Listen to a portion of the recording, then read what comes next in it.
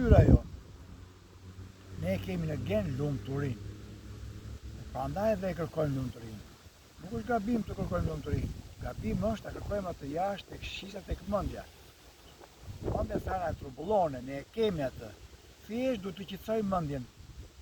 Kush e turbullon mendjen? Shqisat. Duhet të shohim televizin, të bëjmë mendja. Sa ajo një gjëra ego, me të kaluar me të ardhmen. Prandaj, jogët kanë nxjerrë meditimin, që është qetësimi i plot i mendjes, nuk ka asnjë mendim. Nëse në përqendrohesh në një pikë, e gjithë mendimet e tjera, meditimi e kalon dhe këtë.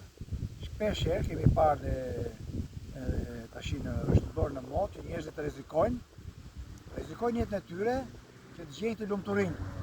Në fakt ai rrezikimi, kur je në rrezik, ta them se ka një rrezik të madh, apo vjen një luan apo një zjarr, njeriu për një herë përqendrohet. Edhe është tash këtu. Nuk ka as kalume, nuk ka më kohë të mendoj për tjera ai fantazia. Ai është tu si shkutoi nga rreziku. Dhe kjo e bën që të arrisë atë lumturinë që ka brenda vetes. Ta nuk ka nevojë të rrezikojmë ne të lidhemi në përmaja të rrezikshme, të thyejmë rekorde. Rëndësika të futemi brenda vetes të qetësojmë mendjen. Ktu është thelbi. Sigurisht që pozicioni ka rëndësi. Kur jeni në pozicion më komod, më të rehatshëm, e kontrollon më mirë mendjen. Por është akoma më mirë kur çdo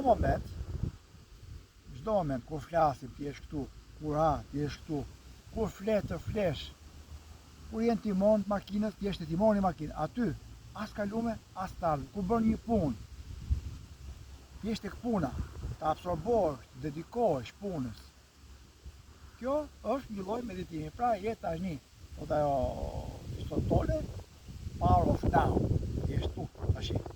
Kjo të bie paqe. Ne mërzitim se na bredh mendja, pallakatet mendja. Ne kemi thënë, edhe kur na pëlqen një film apo një sport apo një ndeshje apo diçka, është përqendrimi që na fokusohemi në atje dhe kjo na bie qetësi në mendje. Na bie paqe, qëllim, reflektojmë kulturën që kemi ne në natyrë. Pra çdo punë e bërë me dedikim të çon në adhurim në Perëndi. Prandaj edhe kur adhurojmë, kur bëjmë ato ritet fetare, na që i bëjmë me dashuri të madhe, na që i bëjmë me dedikim të përqendruar, ndjejmë kënaqësi më të madhe. Duke menduar dhe Perëndina, si e kemi atë, secili si mas fesë vet.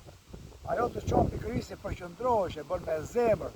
Pse për shembull ne pagujmë për të bërë me një lojë që kemi qejf, ne pagujmë. Pse? Pikërisht ai pëlqimi që na pëlqen ajo loja, na çon në lumturi, na përqendron. Është përqendrimi që na çon atje.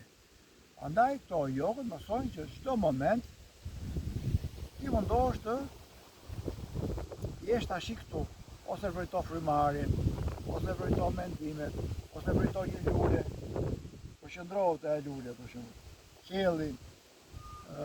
Zoti Shiva ka 112 teknika për këtë punë, që shpjegon që në çdo moment ti mund të jesh i lumtur, edhe kur ha, edhe kur pi, edhe kur fle, në çdo moment ti jesh aty, ta bësh me zemër, me shpirt, e kemi provu edhe nga jeta jonë, kemi, si thosh, fakte, kemi eksperjenca nga kjo.